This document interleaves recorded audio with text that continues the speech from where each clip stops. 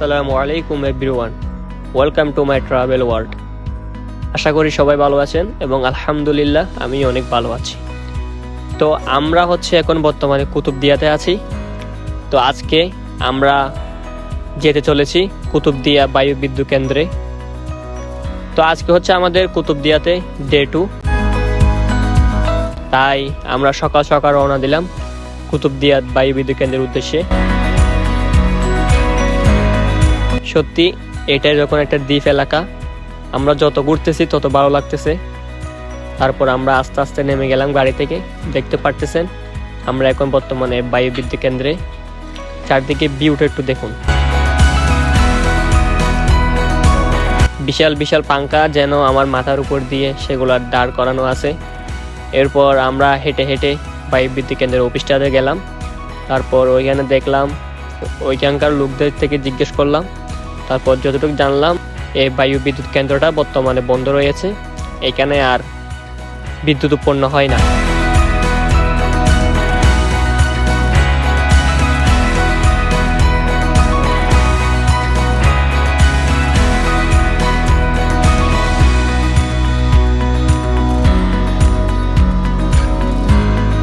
এরপরে আমরা বায়ু বিদ্যুৎ কেন্দ্রের ভিতরে ঢুকে আমরা রওনা দিলাম আস্তে আস্তে সমুদ্রের দিকে।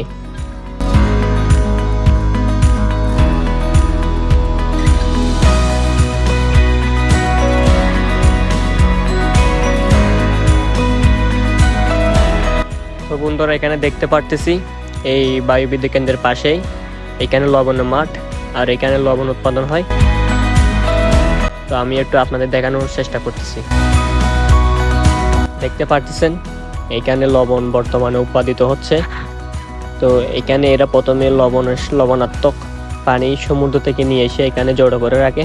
তারপর সূর্যের তাপে এগুলো আস্তে আস্তে লবণে পরিণত হয়। ইনশাআল্লাহ লবণ কীভাবে উৎপাদন হয় সেটা নিয়ে পুরো একটা ভিডিও আসতেছে, তাই সকলেই আমাদের চ্যানেলে চোখ রাখুন। এরপর আমরা আস্তে আস্তে হাঁটতে হাঁটতে সমুদ্রের পাড়ের দিকে রওনা দিলাম। তারপর পথে দেখলাম খুব সুন্দর একটা ভিউ। বন্ধুরা, এখানে সব মাটিতে একেবারে লবণগুলো শুকিয়ে একেবারে শক্ত হয়ে গেছে। এগুলো সবগুলো লবণ, পুরো সবগুলো শুকিয়ে গেছে। এখানে সামুদ্রিক পানি যখন এখানে থাকে, তারপর যখন রোদে এগুলো শুকায় যায়, ওইখান থেকে রোদ পানিটা শুষে নিয়ে এগুলো সবগুলো লবণে পরিণত হয়। তারপর দেখুন এগুলো সবগুলো লবণ, এগুলো সবগুলো লবণ।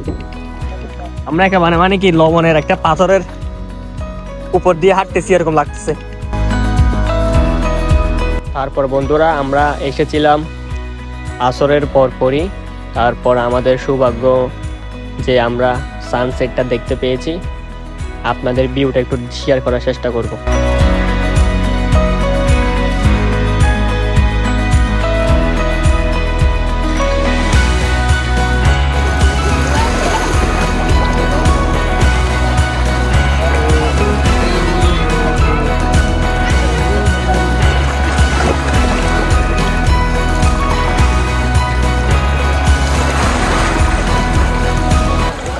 বন্ধুরা, এখানে আমরা এসেছি আসরের সময় যখন সূর্য অস্ত যাবে।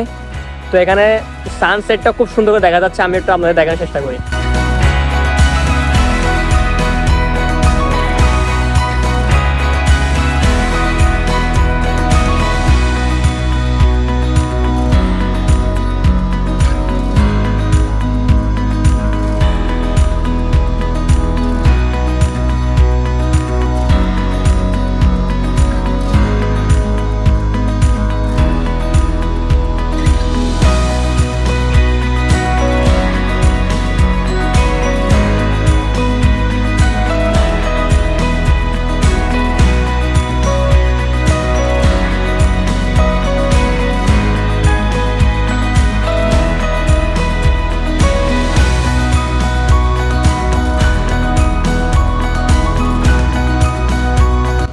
বন্ধুরা, এটা হয়তো কোনো একটা মিস্ত্রিকে এটা সেলাই করার জন্য তাকে কাজ দেওয়া হয়েছিল।